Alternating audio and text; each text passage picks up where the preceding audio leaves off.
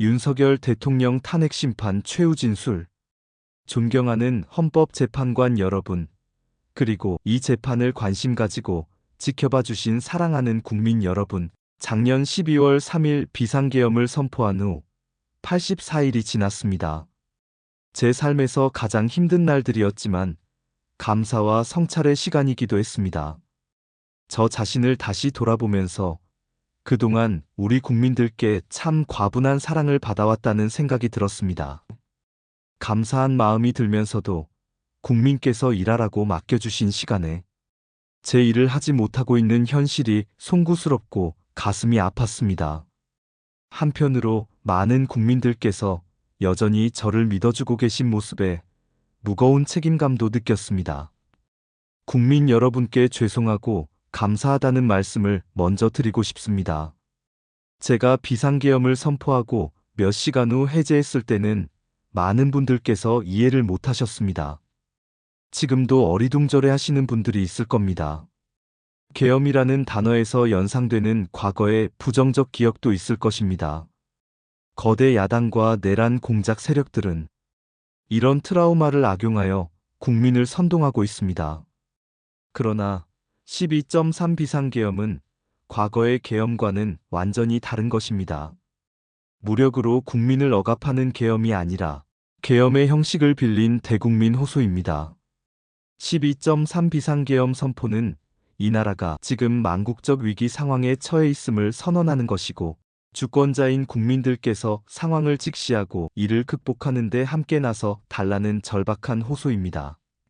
무엇보다 저 자신 윤석열 개인을 위한 선택은 결코 아니었다는 사실을 분명하게 말씀드릴 수 있습니다. 잠깐 여기서 좋아요, 구독, 댓글 부탁드려요. 저는 이미 권력의 정점인 대통령의 자리에 있었습니다. 대통령에게 가장 편하고 쉬운 길은 힘들고 위험한 일을 굳이 벌이지 않고 사회 여러 세력과 적당히 타협하고 모든 사람들에게 듣기 좋은 말을 하면서 임기 5년을 안온하게 보내는 것입니다. 일하겠다는 욕심을 버리면 치열하게 싸울 일도 없고 어려운 선택을 할 일도 없어집니다. 그렇게 적당히 일하면서 5년을 지내면 퇴임 대통령의 예우를 누리면서 편안한 노후를 보낼 수도 있습니다. 저 개인의 삶만 생각한다면 정치적 반대 세력의 거센 공격을 받을 수 있는 비상계엄을 선택할 이유가 전혀 없는 것입니다. 저는 비상계엄을 결심했을 때 제게 엄청난 어려움이 닥칠 것을 당연히 예감했습니다. 거대 야당은 제가 독재를 하고 집권 연장을 위해 비상계엄을 했다고 주장합니다. 내란죄를 씌우려는 공작 프레임입니다. 정말 그런 생각이었다면 고작 280명의 실무장도 하지 않은 병력만 투입하도록 했겠습니까? 주말 아닌 평일에 계엄 선포를 하고 계엄을 선포한 후에 병력을 이동시키도록 했겠습니까? 심판정 증거 조사에 의하면 그나마 계엄 해제 요구 결의 이전에 국회에 들어간 병력은 106명에 불과하고 본관까지 들어간 병력은 겨우 15명입니다. 15명이 유리창을 깨고 들어간 이유도 자신들의 근무 위치가 본관인데 입구를 시민들이 막고 있어서 충돌을 피하기 위해 불 꺼진 창문을 찾아 들어간 것입니다. 또한 해제 요구 결의가 이루어진 이후에 즉시 모든 병력을 철수시켰습니다. 투입된 군 병력이 워낙 소수이다 보니 국회 외곽 경비와 질서 유지는 경찰에 요청했습니다. 부상당한 군인들은 있었지만 일반 시민들은 단 한 명의 피해도 발생하지 않았습니다. 처음부터 저는 국방부 장관에게 이번 비상계엄의 목적이 대국민 호소용임을 분명히 밝혔습니다.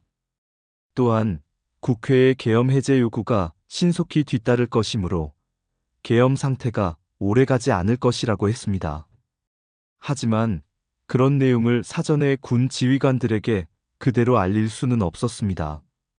그래서 최소한의 병력을 실무장하지 않은 상태로 투입함으로써 군의 임무를 경비와 질서 유지로 확실하게 제한한 것입니다.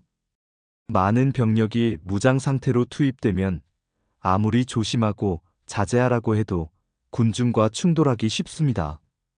그런 일이 발생하지 않도록 원천적으로 차단한 것이고 실제 결과도 예상을 벗어나지 않았습니다.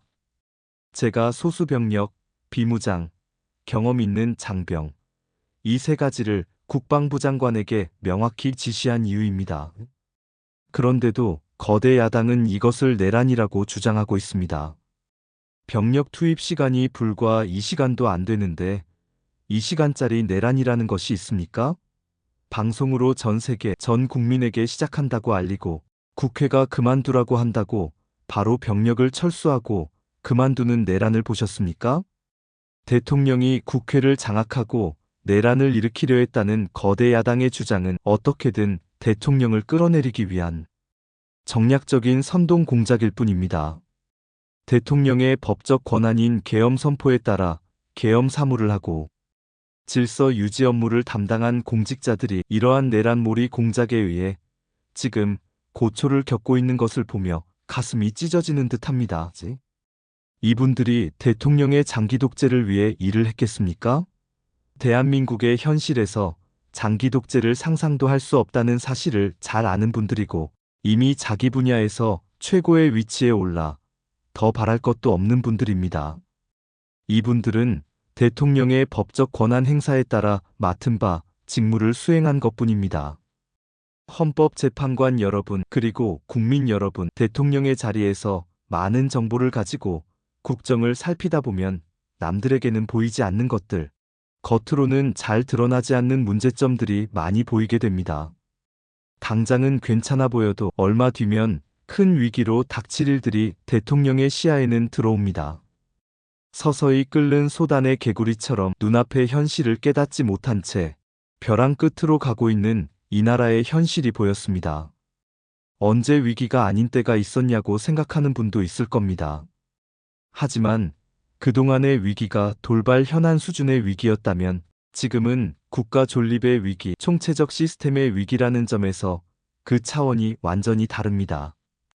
미국 트럼프 대통령은 취임 첫날 국가 비상사태를 선포하고 군을 투입했습니다. 미국이 국가 비상사태인가에 대한 판단은 다를 수 있습니다. 하지만 불법 체류자와 마약 카르텔 그리고 에너지 부족 등 미국이 당면한 위기에 맞서 미국 국민들을 지키기 위한 대통령의 결단임은 분명해 보입니다. 그렇다면 우리나라의 현실은 어떻습니까? 국가 비상사태가 아니라고 단언할 수 있습니까? 북한을 비롯한 외부의 주권 침탈 세력들과 우리 사회 내부의 반국가 세력이 연계하여 국가 안보와 계속성을 심각하게 위협하고 있습니다. 이들은 가짜뉴스, 여론조작, 선전선동으로 우리 사회를 갈등과 혼란으로 몰아넣고 있습니다. 당장 2023년 적발된 민주노총 간첩단 사건만 봐도 반국가 세력의 실체를 쉽게 확인할 수 있습니다. 이들은 북한 공작원과 접선하여 직접 지령을 받고 군사시설 정보 등을 북한에 넘겼습니다. 북한의 지령에 따라 총파업을 하고 미국 바이든 대통령 방한 반대, 한미연합훈련 반대, 이태원 참사 반정부 시위 등 활동을 펼쳤습니다. 심지어 북한의 지시에 따라 선거에 개입한 정황도 드러났습니다. 지난 대선 직후에는 대통령 탄핵의 불씨를 지피라면서 구체적인 행동 지령까지 내려왔습니다. 실제로 2022년 3월 26일 윤석열 선제 탄핵 집회가 열렸고 2024년 12월 초까지 무려 178회의 대통령 퇴진, 탄핵 집회가 열렸습니다. 이 집회에는 민노총 산하건설노조, 언론노조 등이 참여했고 거대 야당 의원들도 발언대에 올랐습니다. 북한의 지령대로 된 것 아닙니까? 요즘 세상에 간첩이 어디 있냐고 말하는 사람들도 있습니다. 하지만 간첩은 없어진 것이 아니라 대한민국의 자유민주주의를 무너뜨리는 체제, 전복 활동으로 더욱 진화한 것입니다. 그런데 이러한 간첩 활동을 막는 우리 사회의 방어막은 오히려 약해지고 곳곳에 구멍이 난 상태입니다.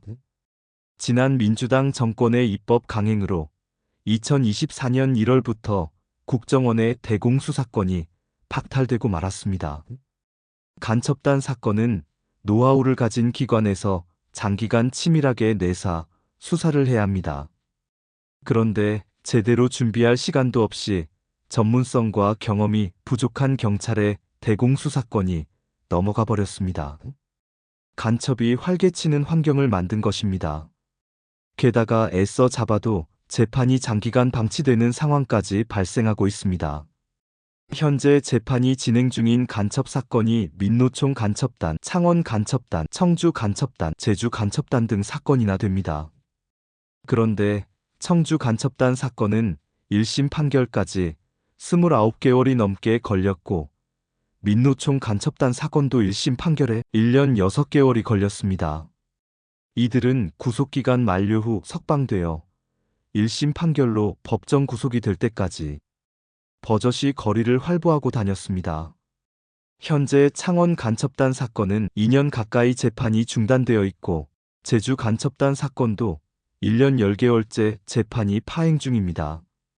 이들도 모두 석방된 상태입니다. 간첩을 잡지도 못하고 잡아도 제대로 처벌도 못하는데 이런 상황이 과연 정상입니까?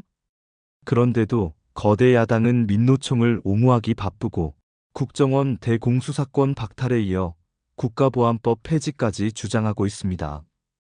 경찰의 대공수사에 쓰이는 특활비마저 전액 삭감해서 영원으로 만들었습니다. 한마디로 간첩을 잡지 말라는 것입니다. 작년에는 중국인들이 드론을 띄워 우리 군사기지, 국정원, 국제공항과 국내 미군 군사시설을 촬영하다 연이어 적발됐습니다. 이들을 간첩죄로 처벌하기 위해서는 법률을 개정해야 하는데 거대 야당이 완강히 거부하고 있습니다. 국가 핵심 기술을 유출하는 산업 스파이도 최근 급증하고 있습니다. 반도체, 디스플레이 등 기술 유출 피해가 수십조 원에 달하는데 3분의 2가 중국으로 유출됩니다. 중국은 사진 한 장만 잘못 찍어도 우리 국민을 마음대로 구금하는 강력한 반간첩법을 시행하고 있는데, 거대 야당은 산업 스파이를 막기 위한 간첩죄 법률 개정조차 가로막고 있습니다. 또한 거대 야당은 방산물자를 수출할 때 국회 동의를 받도록 하는 방위사업법 개정안을 당론으로 추진하고 있습니다. 방산 비밀 자료를 국회에 제출해야 하고, 거대 야당이 반대하면 방산물자 수출도 할 수 없게 됩니다. 국회에 제출된 방산 비밀 자료들이 제대로 보안 유지가 되며 적대 세력에 넘어가지 않는다고 누가 보장할 수 있습니까? 방산 기밀 자료가 이렇게 유출되면 상대국에서 우리 방산 물자를 수입하겠습니까? 북한, 중국, 러시아가 원치 않는 자유세계에 방산 수출을 하지 말라는 말과 같습니다. 방산 수출은 단순히 돈을 버는 것만이 아닙니다. 수출 상대국과 전략적 연대를 강화하고 더 나아가 자유세계 많은 국가들과 국방협력을 이뤄서 우리의 안보를 튼튼하게 하는 것입니다. 이러한 방산 수출을 권장하기는커녕 방해하는 것이 누구에게 도움이 되는 것입니까? 거대 야당은 우리 국방력을 약화시키고 군을 무력화하는 데도 앞장서고 있습니다. 북한은 우크라이나의 병력을 파병하며 러시아와 군사 밀착을 시도하고 있습니다. 우리에게 매우 심각한 안보 위협입니다. 그런데도 이를 살피기 위해 참관단을 보내려 하자 거대 야당은 당시 신원식 국방장관 탄핵까지 겁박하며 이를 결사적으로 막았습니다. 심지어 거대 야당은 우크라이나 참관단 파견, 대북 확성기와 오물 풍선 대응 검토 등 우리 군의 정당한 안보 활동까지 외환죄라고 주장하고 있습니다. 국가와 국민의 안전을 지키려는 대통령을 전쟁광이라고 비난하고 북핵 위협에 대응하는 한미일 합동훈련을 극단적 친일 행위라고 매도했습니다. 1차 대통령 탄핵 소추안에는 북한, 중국, 러시아를 적대시한 것이 탄핵 사유라고 명기하기까지 했습니다. 190석에 달하는 무소불위의 거대 야당이 우리나라와 우리 국민 편이 아니라 북한, 중국, 러시아의 편에 서 있는 것입니다. 이러한 상황이 국가위기 상황이 아니면 뭐란 말입니까? 이뿐이 아닙니다. 거대 야당은 핵심 국방 예산을 삭감하여 우리 군을 무력화하려 하고 있습니다. 거대 야당은 전체 예산 가운데 겨우 0.65%를 깎았을 뿐이라고 주장합니다. 하지만 그 0.65%가 어디냐가 중요한 것입니다. 마치 사람의 두 눈을 빼놓고 몸 전체에서 겨우 눈알 2개 뺐다고 말하는 것과 같은 이야기입니다. 거대 야당이 삭감한 국방 예산은 우리 군의 눈알과 같은 예산입니다. 북한 핵과 미사일 기지를 선제 타격하는 킬체인의 핵심인 정찰 자산 예산을 대폭 삭감했습니다. 핵심 전력인 지휘정찰 사업 예산을 2024년 대비 4,852억 원 감액했고, 전술 데이터링크 시스템 성능 개량 사업은 무려 78%를 삭감했습니다. 우리 국민을 향해 날아오는 미사일을 요격하는 KAMD, 즉 한국형 미사일 방어체계 구축도 예산 삭감으로 개발이 중단될 위기입니다. 장거리 함대공 유도탄 사업을 위해 예산 119억 5,900만 원을 책정했지만 96%를 삭감하고 5억 원만 남겼습니다. 정밀 유도포탄 연구개발 사업은 84%를 삭감했습니다. 아무리 주먹이 새도 앞이 보이지 않으면 싸울 수 없듯이 감시정찰 자산이 없으면 아무리 좋은 무기도 무용지물입니다. 게다가 최근 북한의 드론 공격이 가장 큰 위협으로 대두되고 있는데, 드론 방어 예산 100억 원 가운데 무려 99억 5,400만 원을 깎아서 사업을 아예 중단시켰습니다. 도대체 누구의 지시를 받아서 이렇게 핵심 예산만 딱딱 골라 삭감했는지 궁금할 정도입니다. 게다가 지난 민주당 정권은 국군 방첩사령부의 수사요원을 2분의 1가량 대폭 감축하여 군과 방산에 대한 정보활동과 방첩활동에 심각한 타격을 주었습니다. 또 과거 간첩 사건과 연루된 인물을 국정원의 주요 핵심 간부로 발령내서 방첩기관인지 정보 유출 기관인지 모를 조직으로 방치하기도 했습니다. 지난 정부 시절 이런 일들을 주도한 인물들이 여전히 거대 야당의 핵심 세력으로서 국가 안보를 흔들고 있습니다. 우리 정부 들어 국정원이 국가안보의 중추기관으로 거듭나도록 노력하였고, 국군 방첩사의 역량 보강을 위해 힘썼습니다만 아직 문제의 뿌리를 제대로 다 드러내지 못했습니다. 부수고 깨뜨리기는 쉬워도 세우고 만들기는 어렵고 시간이 많이 걸리기 때문입니다. 이런 상황이 겉으로는 멀쩡한 것처럼 보이지만 실질적으로는 전시사변에 못지않은 국가위기 상황이라고 저는 판단하고 있습니다. 거대 야당은 야당에 대한 대통령의 인식을 탓하기 전에 공당으로서 국가에 대한 책임 있는 자세와 신뢰를 보여주는 게 우선이라고 생각합니다. 저는 자유민주주의 헌법 원칙, 국가안보, 핵심 국익 수호만 함께 한다면 어떤 정치 세력과도 기꺼이 대화하고 타협할 자세가 되어 있는 사람입니다. 나라와 국민을 위한 일에 좌파, 우파가 어디 있습니까? 하지만 자유를 부정하는 공산주의, 공산당 일당, 독재, 유물론에 입각한 전체주의가 다양한 속임수로 우리 대한민국에 스며드는 것은 막아야 합니다. 이런 세력과 타협하고 흥정해서는 안 됩니다. 우리가 가치를 공유하지 않는 나라와 교역도 할 수 있고 국제협력, 상호이익을 추구할 수도 있습니다.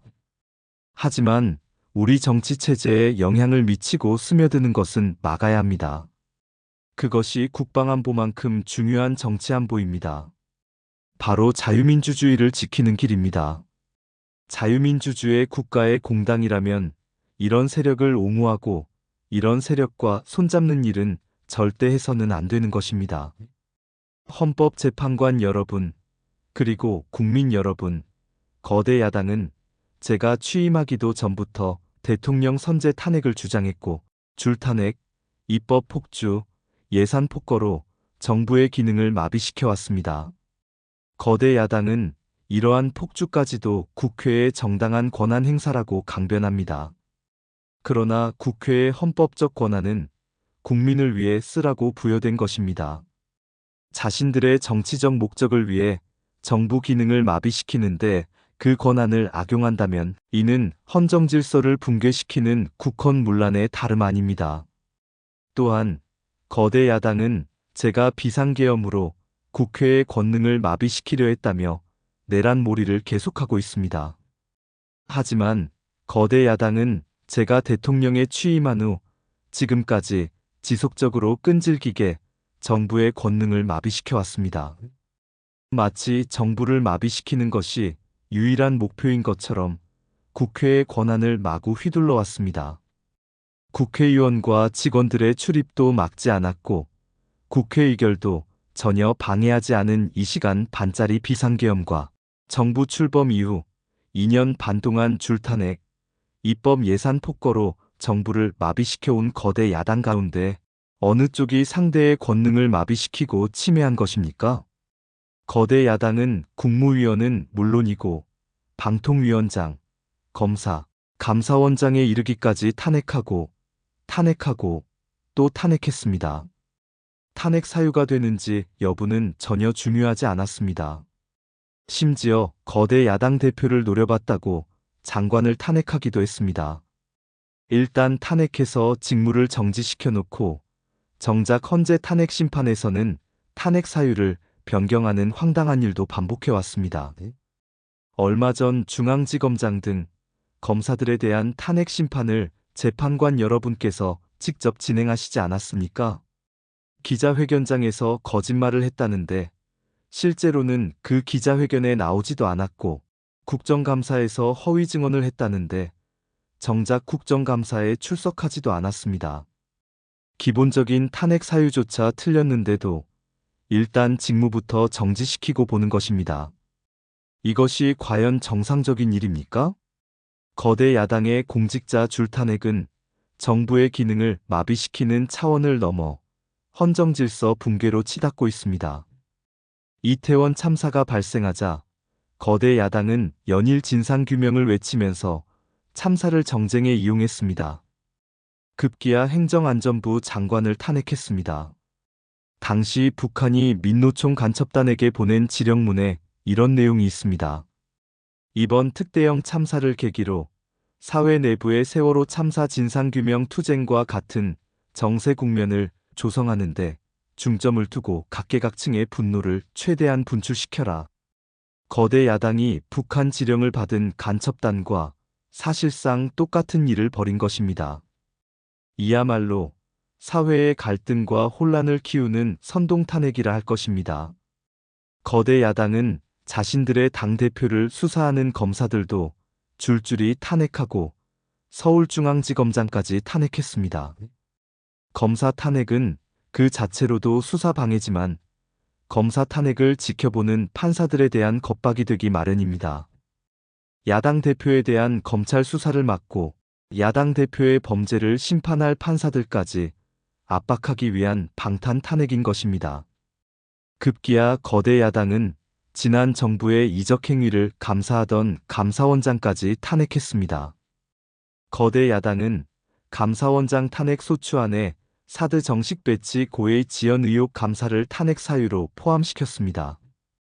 이 사건은 지난 민주당 정부의 안보라인 고위직 인사 4명이 주한 중국 대사관 무관에게 사드 배치 작전명, 작전, 일시, 작전 내용 등 국가기밀정보를 넘겨준 간첩 사건입니다. 감사원은 이를 적발하고 검찰에 수사를 의뢰하는 등 감사 조치를 진행하였는데 이것이 탄핵 사유라는 것입니다. 자신들의 간첩 행위를 무마하기 위한 이적 탄핵이 아닐 수 없습니다. 헌법기관인 감사원장에 대한 탄핵은 그 자체로도 심각한 헌법 파괴 행위지만 이적 행위까지 탄핵으로 덮는 것을 보며 이야말로 자유민주주의를 무너뜨리는 망국적 위기 상황이라고 판단한 것입니다. 또 한편 정부 각 부처들은 국민의 세금으로 엄청난 규모의 예산을 사용, 집행하고 있습니다. 수많은 산하기관도 거느리고 있습니다. 그런데 이런 부처의 수장들을 탄핵 소추로 직무정지시켜 그 부처의 기능을 마비시키거나 심각하게 저해한다면 기회비용과 재정적인 측면에서도 국가와 국민에 얼마나 막대한 피해와 손해를 입히는 것이 되겠습니까? 거대 야당은 공직자를 무차별 탄핵 소추하고 소추인단 변호사 비용도 국민 세금으로 사용하고 있지만 억울하게 탄핵 소추된 공직자들은 직무가 정지된 상황에서 자기 개인 자금으로 변호사 비용까지 조달해야 합니다. 정부 공직자들은 거대 야당의 이러한 폭거에 한없이 위축될 수밖에 없습니다. 이처럼 거대 야당은 선동 탄핵, 방탄 탄핵, 이적 탄핵으로 대한민국을 무너뜨리고 있습니다. 우리나라 선거 가운데 대통령 선거가 기간도 가장 길고 국민적 관심도 가장 큽니다. 그만큼 직선 대통령의 민주적 정당성은 다른 선출직 공직자에 비해 그 무게가 다릅니다. 과거 우리나라 민주화 운동은 한마디로 대통령 직선제 확보였다고도 할 수 있습니다.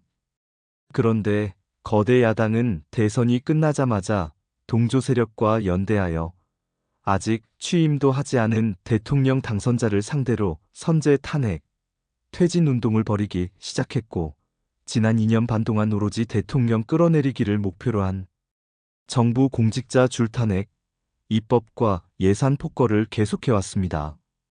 헌법이 정한 정당한 견제와 균형이 아닌 민주적 정당성의 상징인 직선 대통령 끌어내리기 공작을 쉼없이 해온 것입니다. 이것이 국헌문란이 아니면 도대체 어떤 것이 국헌문란 행위겠습니까? 뿐만 아니라 거대 야당의 이런 지속적인 국헌문란 행위는 국가 정체성과 대외 관계에 있어서 자유민주주의 헌법 정신과 동떨어진 인식에 기반하고 있습니다. 따라서 직선 대통령을 끌어내리기 위한 줄탄핵, 입법 예산 폭거는 어느 면에서 보나 자유민주주의 헌정 질서를 파괴하는 것입니다. 흔히들 대통령 중심제 권력 구조를 가지고 제왕적 대통령제라고 합니다. 그러나 지금 우리나라는 제왕적 대통령이 아니라 제왕적 거대 야당의 시대입니다. 그리고 제왕적 거대 야당의 폭주가 대한민국 존립의 위기를 불러오고 있습니다. 계엄 이후 벌어진 일들만 보아도 잘 알 수 있지 않습니까? 제가 정말 제왕적 대통령이라면 공수처, 경찰, 검찰이 앞다퉈서 저를 수사하겠다고 나서고 내란죄 수사권도 없는 공수처가 영장 쇼핑, 공문서 위조까지 해가면서 저를 체포할 수 있었겠습니까? 비상계엄에 투입된 군 병력이 총 570명에 불과한데 불법적으로 대통령 한 사람 체포하겠다고 대통령 관저에 34천 명이 넘는 경찰력을 동원했습니다. 대통령과 거대 야당 가운데 어느 쪽이 제왕적 권력을 휘두르며 헌정 질서를 무너뜨리고 있습니까? 제가 비상계엄을 결단한 이유는 이 나라의 절체절명의 위기를 더 이상 방치할 수 없다는 절박함, 그것이었습니다. 저는 주권자인 국민들께 이러한 거대 야당의 반국가적 패악을 알리고 국민들께서 매서운 감시와 비판으로 이들을 멈춰달라고 호소하고자 했습니다.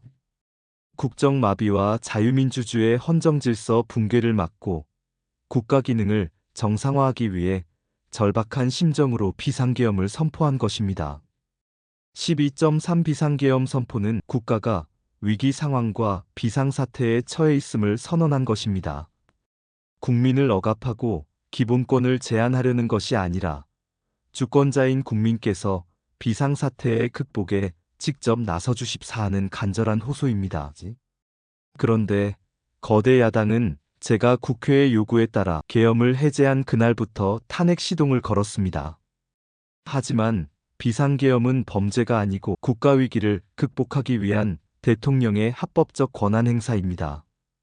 저는 긴급 국무회의를 거쳐 방송을 통해 비상계엄을 선포했고 질서 유지를 위해 국회에 최소한의 병력을 투입했으며 국회가 해제 요구 결의를 하자 즉각 병력을 철수하고 국무회의를 소집해서 계엄을 해제했습니다. 다 알고 계시다시피 2023년 중앙선관위를 포함한 국가기관들이 북한에 의해 심각한 해킹을 당했습니다. 중앙선관위는 이 같은 사실을 국정원으로부터 통보받고도 다른 국가기관들과 달리 점검에 제대로 응하지 않았고 울며 겨자 먹기로 응한 일부 점검 결과 심각한 보안 문제가 드러났기 때문에 중앙선관위 전산 시스템 스크린 차원에서 소규모 병력을 보낸 것입니다. 선거의 공정과 직결되는 중앙선관위의 전산 시스템 보안 문제는 우리 자유민주주의 체제의 핵심 공공재이자 공공자산을 지키는 일이기 때문입니다.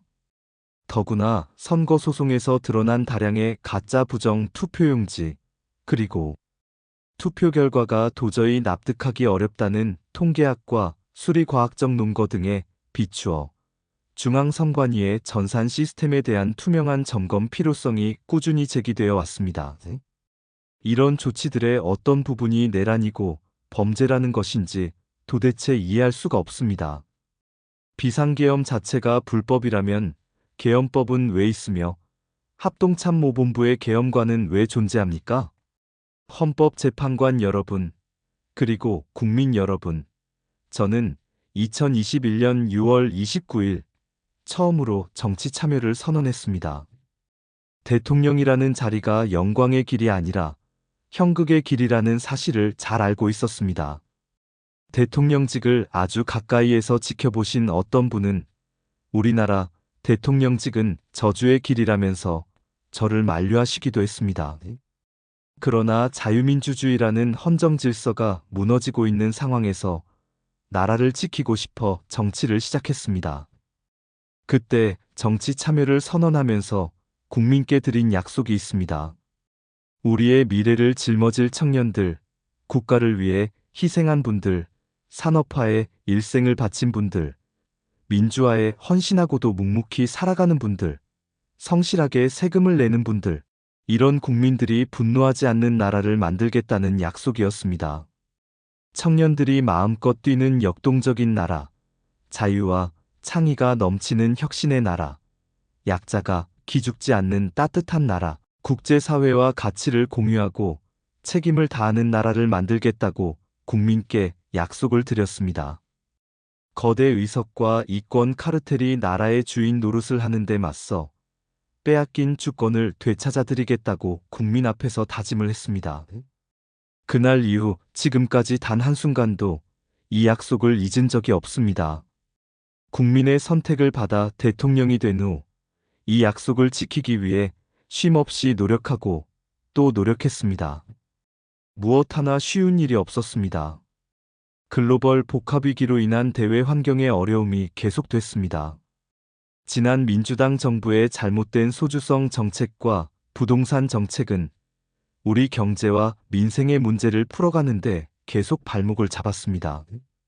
하지만 어떤 문제라도 노력하면 풀어낼 수 있다고 믿었고, 실제로 우리 기업, 우리 국민과 함께 뛰면서 하나하나 문제를 해결할 수 있었습니다. 기쁘고 보람 있는 일도 많았고, 부족하고 아쉬운 일도 있었습니다. 무엇보다 국가안보와 국민 안전을 지키는 제복 입은 공직자에 대한 처우 개선 추진이 보람된 일이었습니다. 지난 민주당 정권은 반일 선동에만 열을 올렸지만 우리 정부에서는 1인당 GDP가 일본을 앞질렀고 우리 인구의 2배 반이 넘는 경제 강국 일본과 수출액 차이가 이제 불과 수십억 불 규모로 좁혀졌습니다. 20년 전에 비해 100분의 1, 지난 민주당 정부에 비해 수십분의 1로 줄어든 것입니다. 또 작년에 30번이나 열었던 전국 순회 민생 토론회 기억이 많이 납니다. 국민의 어려움을 직접 듣고 많은 일을 현장에서 해결해 드리면서 국민과 같이 웃기도 했고 같이 울기도 했습니다. 수도권, 영남, 호남, 충청, 강원, 제주까지 전국 모든 지역을 다니면서 지역 발전 방안을 함께 고민했습니다. 우리 국민들께서 전국 어디에 살든 공정한 기회를 누리며 행복하게 살 수 있도록 만들어서 진정한 국민 통합을 이루고 싶었습니다. 다시 그렇게 일할 기회가 있을까 마음이 아립니다. 1박 4일의 살인적 일정으로 미국에 가서 한미일 캠프 데이비드 선언을 발표했을 때는 정말 보람이 컸고 마음도 든든했습니다. 방산 수출에 물꼬를 트고 팀코리아가 체코 원전 건설 사업의 우선 협상 대상자로 선정됐을 때는 뛸 듯이 기뻤습니다. 아쉬웠던 순간도 떠오릅니다. 기업과 국민들에게 꼭 필요한 법안들은 하염없이 뒤로 밀어놓고 거부권을 행사할 수밖에 없는 위헌적 법안, 핵심 국익에 반하는 법안들이 야당 단독으로 국회에서 일사천리로 통과될 때는 정말 답답했습니다. 국방, 치안, 민생을 위해 꼭 필요한 아킬레스건 예산들이 삭감됐을 때는 막막한 심정이 들었습니다. 지금 저는 잠시 멈춰 서 있지만 많은 국민들, 특히 우리 청년들이 대한민국이 처한 상황을 직시하고 주권을 되찾고 나라를 지키기 위해 나서고 있습니다. 비상계엄의 목적이 망국적 위기 상황을 알리고 헌법 제정 권력인 주권자들께서 나서주시기를 호소하고자 하는 것이었는데 이것만으로도 비상계엄의 목적을 상당 부분 이루었다는 생각이 듭니다. 저의 진심을 이해해 주시는 우리 국민, 우리 청년들에게 진심으로 감사의 말씀을 드리고 싶습니다. 제가 직무에 복귀하게 되면 나중에 또다시 계엄을 선포할 것이라는 주장도 있습니다. 터무니없는 이야기입니다. 계엄의 형식을 빌린 대국민 호소로 이미 많은 국민과 청년들께서 상황을 직시하고 나라 지키기에 나서고 계신데 계엄을 또 선포할 이유가 있습니까? 결코 그런 일은 없을 것입니다. 헌법재판관 여러분, 그동안 심판정에서 다뤄진 쟁점들 가운데 두 가지 쟁점에 대해서만 간략하게 말씀드리고자 합니다. 세세한 사실관계를 언급하기보다 상식의 선에서 간단히 말씀을 드리겠습니다. 우선 제가 국회의원을 체포하거나 본회의장에서 끌어내라고 했다는 것입니다. 정말 터무니없는 주장입니다. 상식적으로 이렇게 해서 도대체 뭘 어떻게 하겠습니까? 의원들을 체포하고 끌어내서 계엄 해제를 늦추거나 막는다 한들 온 국민과 전 세계가 지켜보고 있는데 그 다음에 뭘 어떻게 하겠습니까? 계엄 당일 국회의장의 발언대로 국회는 어디서든 본회의를 열어서 계엄 해제를 의결할 수도 있습니다. 영화나 소설에는 나오기도 하지만 현실적으로 이런 일을 하려면 군으로 국가를 완전 장악하는 계획과 정치 프로그램을 갖고 있어야 합니다. 그런데 실제 상황이 그랬습니까? 계엄 사무를 담당할 주요 지휘관들이 비상계엄 직전에 어디에 있었는지 심판정 증거 조사에서 다 드러났습니다. 장관 재가를 받아 지방 휴가를 가거나 부부 동반 만찬, 간부 만찬 회식을 하다가 계엄이 선포된 직후에야 국방부 장관으로부터 업무 지시를 받았습니다. 준비된 치밀한 작전 계획이나 지침이 없었기 때문에 혼선과 허술함도 있었습니다. 국방부 장관이나 지휘관들이나 경험이 풍부한 군사 전문가들인데 왜 이랬겠습니까? 12.3 계엄 선포는 계엄 형식을 빌린 대국민 호소이고 과거 계엄과 다른 것이었기 때문입니다. 이미 민주주의를 수십 년 경험하고 몸에 밴 우리 50만 군이 임기 5년 단임 대통령의 사병 역할을 할 리가 있습니까?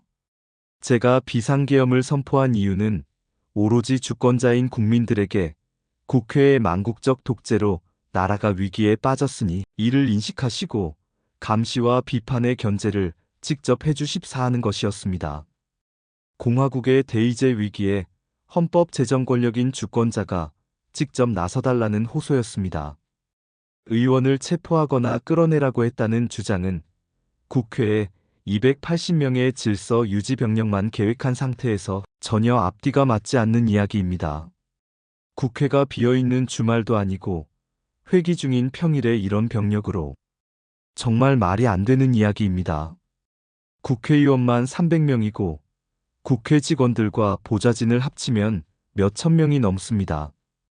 TV 생중계를 보더라도 계엄 선포 후 얼마 지나지 않아 이미 국회 경내와 본관에는 수천 명의 국회 관계자와 민간인들이 들어왔습니다. 실제로 계엄 선포 후 1시간 30분이 지나서야 질서유지 병력이 도착하였고 국회 경내에 진입한 병력이 106명, 본관에 들어간 병력이 겨우 15명인데 이렇게 극소수 병력을 투입해 놓고 국회의원을 체포하고 끌어내라는 게 말이 되겠습니까? 게다가 의결정 족수가 차지 않았으니 본회의장에 들어가서 의원들을 끌어내라고 했다는데 의결정 족수가 차지 않았으면 더 이상 못 들어가게 막아야지 끌어낸다는 것은 상식에 반합니다. 본관에 진입한 군인들은 본회의장이 어딘지도 몰랐다고 합니다. 무엇 하나 말이 되지 않습니다. 단 한 사람도 끌려 나오거나 체포된 일이 없었으며 군인이 민간인에게 폭행당한 일은 있어도 민간인을 폭행하거나 위해를 가한 일은 단 한 건도 없었습니다. 실제로 일어나지도 않았고 일어날 수도 없는 불가능한 일에 대해 이런 주장을 하는 것은 그야말로 호수 위에 비친 달빛을 건져내려는 것과 같은 허황된 것입니다. 거대 야당은 대통령의 헌법상 권한에 기해서 선포된 계엄을 불법 내란으로 둔갑시켜 탄핵 소추를 성공시켰습니다. 그리고는 헌법재판소 심판에서는 탄핵 사유에서 내란을 삭제하였습니다. 그야말로 초유의 사기 탄핵이 아닐 수 없습니다. 내란이냐 아니냐는 긴 시간의 복잡한 심리를 통해 가려지는 것이 아닙니다. 내란이냐 아니냐는 판례에서 보듯이 실제 일어난 일과 진행된 과정에서 드러난 결과로 판단하는 것이고 누가 봐도 쉽게 바로 알 수 있어야 내란이라고 할 수 있는 것입니다. 거대 야당과 소추단이 헌재 심판 대상에서 내란을 삭제한 이유는 심리 시간을 단축시키려는 것이 아니라 내란의 실체가 없기 때문입니다. 더구나 12.3 계엄은 발령부터 해제까지 역사상 가장 빨리 종결된 계엄입니다.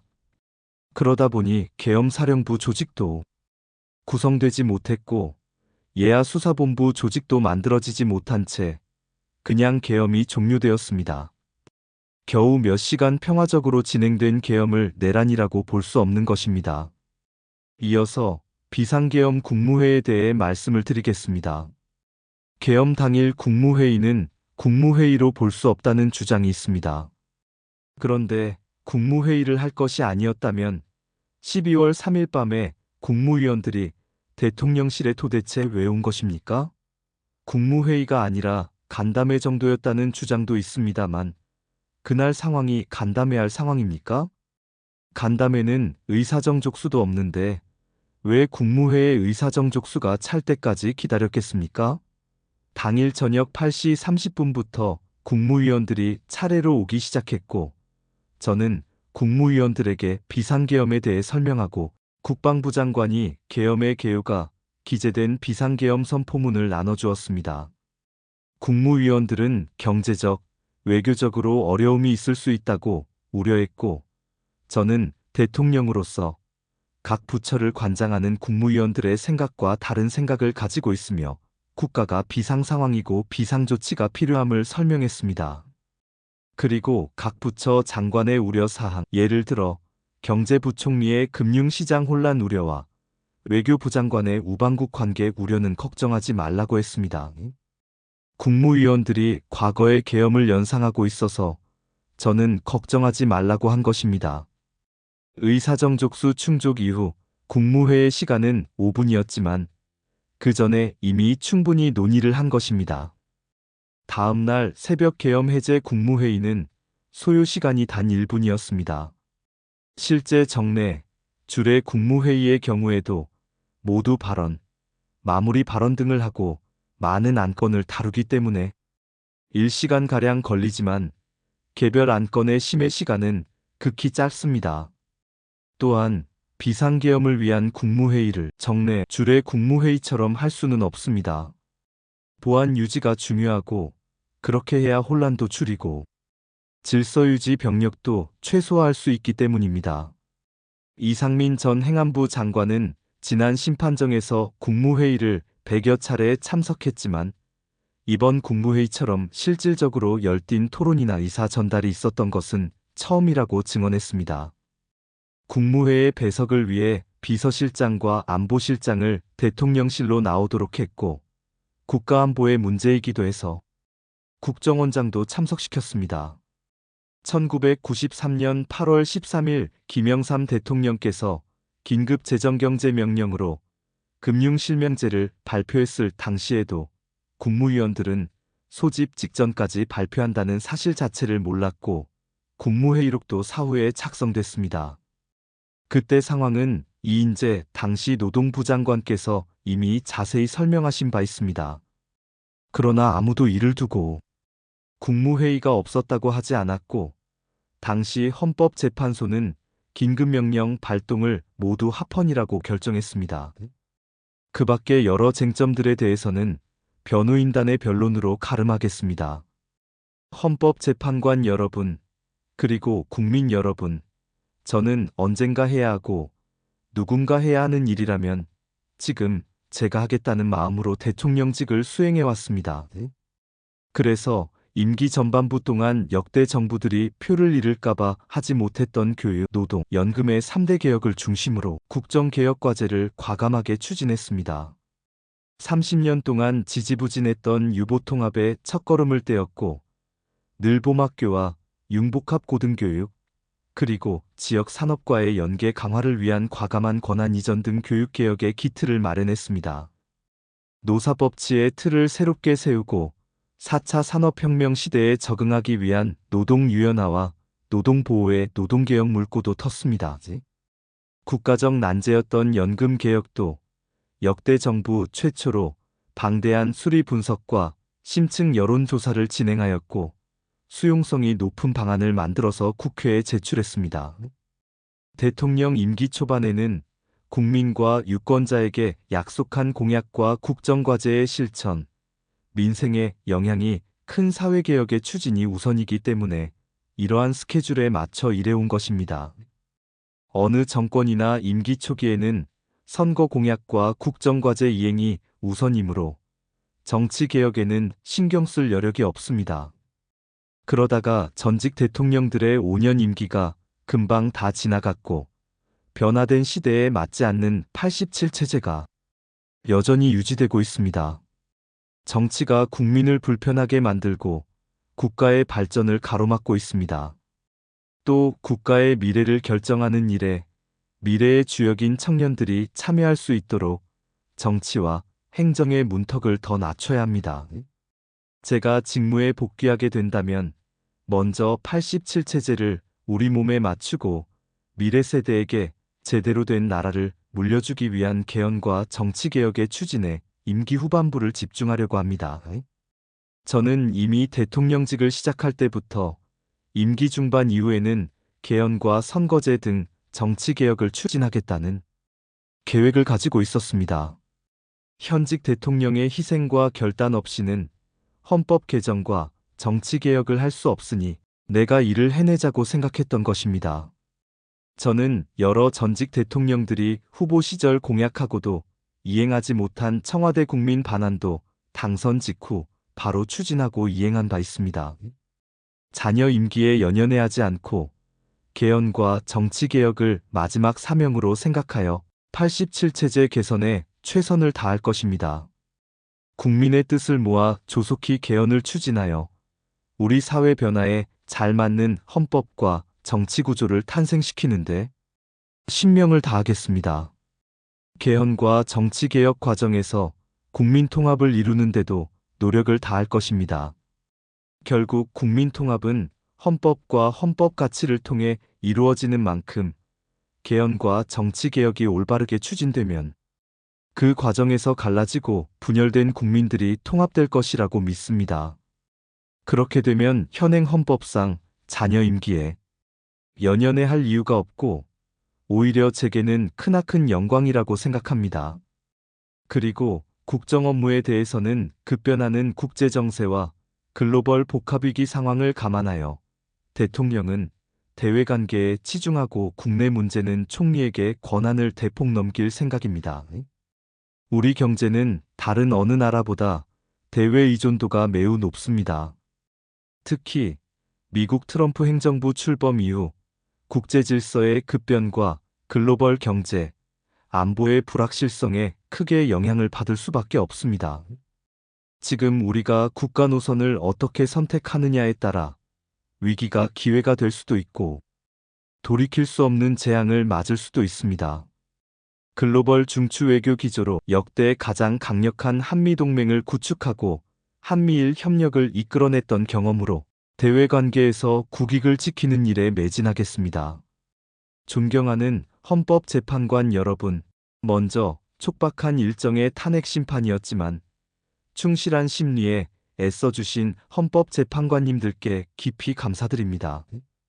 이번 심리는 내란 탄핵에서 내란 삭제를 주도한 소추단 측이 제시한 쟁점 위주로 이루어지게 되었고, 그러다 보니 제가 12.3 비상계엄을 선포한 이유와 불가피성에 대해서는 충분히 설명드릴 시간이 부족했다고 생각합니다.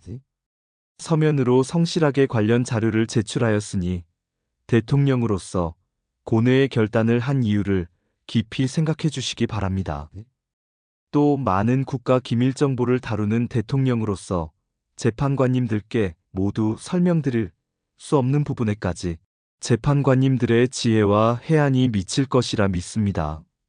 다시 한번 재판관님들의 노고에 감사드립니다.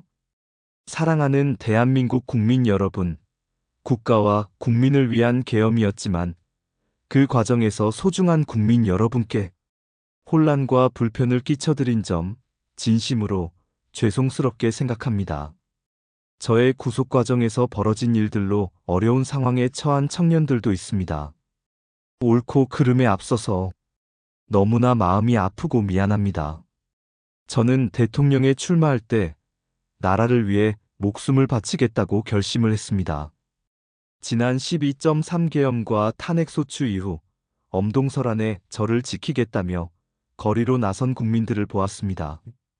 저를 비판하고 질책하는 국민들의 목소리도 들었습니다. 서로 다른 주장을 하고 있지만 모두 대한민국을 사랑하는 마음이라고 생각합니다.